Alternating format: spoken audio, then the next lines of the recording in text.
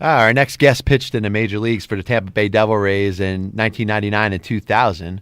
And if that doesn't stand out to you, you may remember when they were still called the Devil Rays. You may remember the Disney movie called The Rookie with Dennis Quaid. And that's obviously based off the life of Jim Morris, who joins us right now. Jim, John Pielli, and Mike Sanfilippo in New Jersey. I appreciate you having the time. Absolutely, guys. How are you all doing? Hey, very, very good, Jim. Jim, the first question I wanted to ask you, first of all, start out by letting the listeners know about your website and what you're up to right now. Website, jtrmfoundation.com or jimtherookiemorris.com. You can get there either way. We have a foundation. We go into inner cities. We help schools that are impoverished or lacking in funds help redo their baseball and softball fields so they can get kids back on the field. Because it's my belief that if kids are busy, that leaves them open to learning. If they're not busy, we leave them on the streets and we have a whole bunch of trouble. No, that's outstanding. Is that something that you've always had interest in, even going back, back in the years? Yeah, I've always worked with kids in whatever I've done, and so to be able to go back and help now, because baseball certainly saved me. My dad was abusive physically and verbally. Getting out of the house and playing ball was the one way I could get away from him and escape, and I could be the kid I was supposed to be. It also helped me with educationally, and so that's what we learned at Big Lake when I taught there and coached there, is that those kids needed extra. I was the perfect person for that job at that time. I've been brought up exactly like they had. They're never going to be successful. They're losers. And I came in and said, no, you can do whatever you want to, man. You have to work for it. Nobody's going to give you anything, but you work for it. It'll pay off, and it has. Now, that's outstanding, Jim. And once again, I'm joined right now by Jim, the Rookie Morris. Now, Jim, if you can, go back, if you can, talk a little bit about, being a kid, a little bit about, your experiences growing up, and a little bit of how you got into sports and baseball as a kid.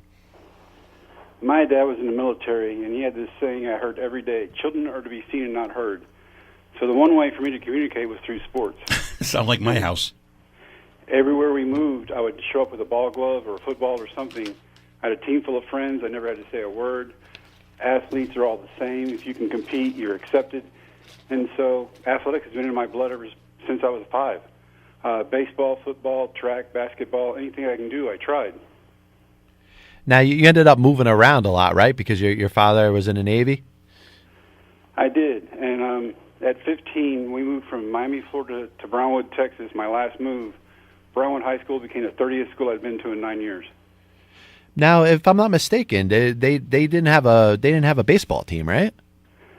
No, our football coach said he'd rather watch grass grow than watch a baseball game, so we did not have baseball when I was in school. Now, obviously, baseball was always a passion for you, Jim. Now did you play in like recreational leagues and stuff? What were you doing in regards to baseball at that time? I played in great teams until I moved to Brownwood, and I played summer league ball. Up until then, I played football, but it got shoved so far down our throat, I thought, I'm not playing after high school, man. I'm sick of it. And fortunately for me, a Major League Bureau scout came through town during a summer league game and saw me and goes, I think he could do something. And then I get drafted. Yeah, well, that's one of the things I find fascinating. Obviously the things that you were up against from, what happened with your father, and then to go to high school and not even have a baseball team. I mean, you must have had something really special for a scout to be able to see that. I don't know if it's something special. I would try harder than anybody else. And from the time I was 7 years old, I was always playing with older kids than me. Living in military housing, that was easy to do. And so at 7, I'm playing with 10-year-olds. At 10, I'm playing with 15-year-olds. And they made me better because you either compete or you go home. And so I wanted to be the best I could be, and I just played against the best people in every sport. And once again, John Pielli here with Jim Morris on Game Over, heard only on WCTC and WCTCAM.com. How would you best describe your first trip through professional baseball? Because obviously, you end up, dealing with some injuries with your arm and stuff. But, how would you best describe your first go around? Of course, you're drafted originally by the Yankees, and then you end up coming up through the minor leagues as a first round draft pick of the Milwaukee Brewers. Long bus rides, a lot of books read, and misery. I was my own worst enemy, man. If a doctor said take 12 months off after arm surgery, I'd take 2 months off and start throwing again, and hence I'd be back on the operating table. When I was young, I had great influences in my life. I lived with my grandparents from 15 to 18, and they built this foundation in me that told me I could do anything, but I had to work for it. Now, going back to being a teenager, those certain things they taught me did not get put into use until I was later in my 30s with kids of my own and responsible for so many. So I was a narcissist. I want to do it my way. I knew better than the doctors. They don't been in school for like 20 years. What do they know? And so I found my way out of the game real quick. At 24, after 6 surgeries, I was done.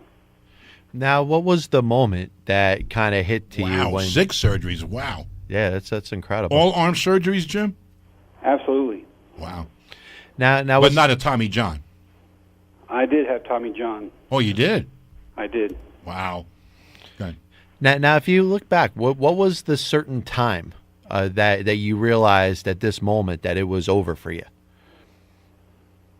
I think that at 24 in Dr. James Andrews' office, it hit me, and I thought, I need to grow up. If I can't play the game I love, maybe I can teach it. I need to go home and go to school, get a degree. Dr. Andrews agreed, and we parted ways. There comes a point in time where you're just beating your head against the wall for no reason, and since I want to do it my way, it was time to go home and go to school. Now, I have an opportunity. I've spoken with a lot of players that have gone through similar experiences, and the dream stays with you and probably always stays in your heart. But you get to a point. Sometimes it's in the major leagues, sometimes it's at the many different levels of the minor leagues. But that moment comes and you just realize you have to move on with your life, and you obviously were able to do that, Jim. You ended up doing very well as a teacher. What was the toughest in your transition from being a professional athlete to moving on afterwards? Seeing all my friends and teammates make it to the big leagues. That was rough. On a Brewers team, we had Plezak on my team, Birkbeck on my team, Glenn Braggs. We had a multitude of people, Jeff Parrott, and all these people went to the big leagues, and I thought, if I'd have listened, that could have been me. But you never know. It's just such a small ratio that gets there. It's hard to go, that kid's got it, he's going to get there. You never know. A guy could slip on a bar of soap, he's done. Now, that as you're coming through, there's no question you're still throwing a ball around as you're coaching a little bit. Did you play any sort of competitive baseball afterwards, after you were done playing professionally the first time? All right, don't laugh at me. I played competitive softball. I was on a major open team. We were ranked 4th in the country, Ooh. and we were very good. And so I played softball for like 7 years. What kind was it? I'm sorry, Jim. Was it windmill softball? Pitchers for windmill? This was slow pitch, man. Oh, slow pitch. Okay. Because I play fast pitch, but I can't hit slow pitch. I can't. It just throws me right off. Were you a good hitter at slow pitch? I was a very good hitter. I've always had good reaction time. Okay. But I was a better outfielder. Now, as you move forward, what was the time that you noticed? Because obviously, we've all seen the movie The Rookie, and I do want to ask you a question about the movie in a couple minutes. Was there a certain time that you noticed from yourself that you were able to throw the ball a little harder than maybe you anticipated? 28, I had a surgery in which they cut 85% of my deltoid out, and the doctor said, you'll never, ever pitch again. And I thought, okay. Wow. Then we're playing softball, and I realized that I'm tossing people out left and right, and I'm actually baiting them to run so I can throw them out. And I thought, that's a pretty good arm. But then again, you go back to baseball, and it's totally different. And you're like, I can't play. The guy told me I could. It's impossible. And so I'm throwing batting practice. I'm lifting weights with the kids. We're running. And, by the end, after we made the bet with that, at that season, and the kids, if they won, I had to go try out. The kids start beating me all over the field, and I thought, I cannot even get a 16-year-old out. How am I going to go to a tryout and impress anybody? Now, did you notice, though, that something kind of was up, though? Like as you're throwing a ball, you're like, maybe I am throwing it a little bit harder than I think I am?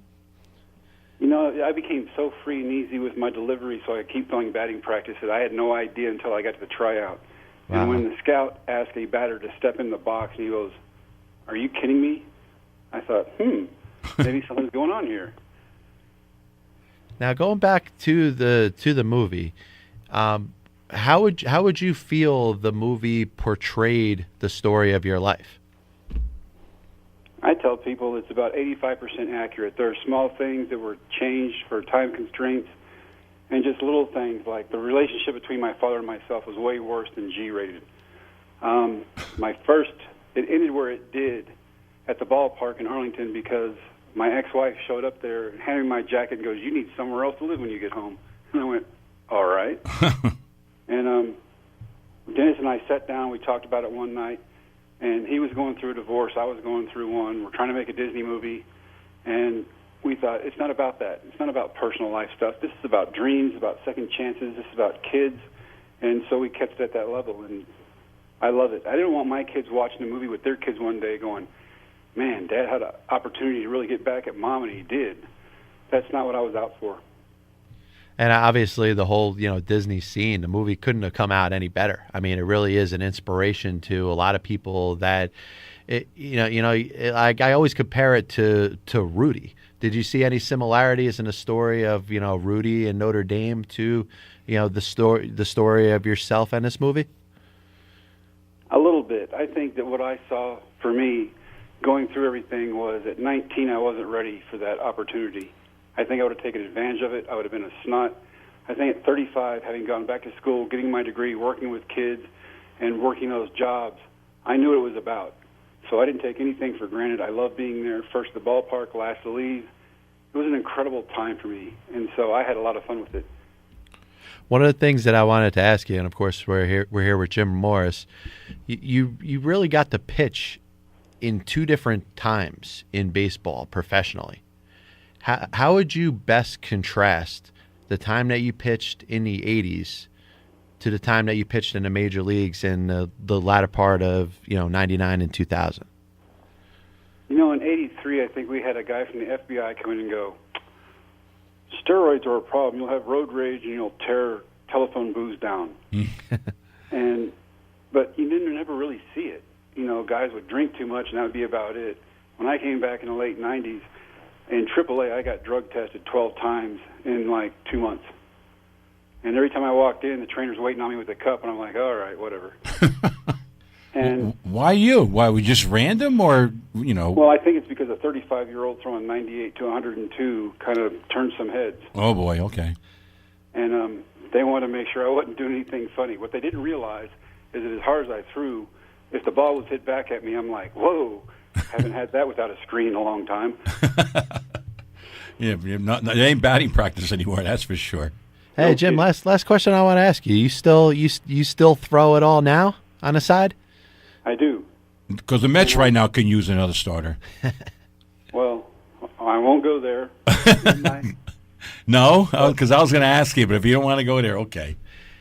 I didn't play. I coached with Under Armour for 3 years with the top 17-year-olds in the world. And 3 years ago, they goaded me into throwing batting practice, and I threw 92 at 50. So now, what was the highest that you topped off at when you pitched professionally the first time? I struck out Pat Burrell on a 102-mile-an-hour fastball. Oh, wow! Now going back to the 80s, what was the highest point of your fastball? Mets could use him then because Pat Burrell used to kill the Mets, if you remember. I hit 90 once in a while. Wow, so that's incredible, Jim. Before we let you go, once again, really appreciate you having the time. I'm asking one more question. Mike's going to ask you one more question. All right, here's my thing, and I want to go off baseball, off the field a little bit. I'm sure you're very familiar with what's going on up in New York with Harvey right now. Are the players today, especially because of the money they make, too much of a diva? Do they have? Are the inmates running the asylum a little bit too much today in baseball? The very fact that you asked that question is your own answer. Absolutely. Really? Because it just seemed like of course up here in New York the Harvey thing is a big deal. But are they making a little bit too much of a mistake not promoting the other kind of players like Mike Trout, who almost like the All-American boy who's making good? Is baseball making a mistake by not promoting those kind of players a little bit more? I think so, and here's my analogy with all that. It doesn't matter if you're in the radio business, if you're a fireman in a company. It doesn't matter if you work in a bank or you play baseball, football, or basketball. They're going to be really good guys, and the media does not want to portray that. They want the negative, ugly story, and that may be one or two out Right. of 5 teams, and that's what they go with. And it just seems like those are the guys that get the jobs now at ESPN and Fox Sports. The guys who had that kind of a bad boy, I remember Ray Lewis was working football for those kind of players, and you're right. I think maybe they think those guys are too dull. But I don't know. I'm 60 years old. I've been watching sports for many, many years, and I just think those guys have a place.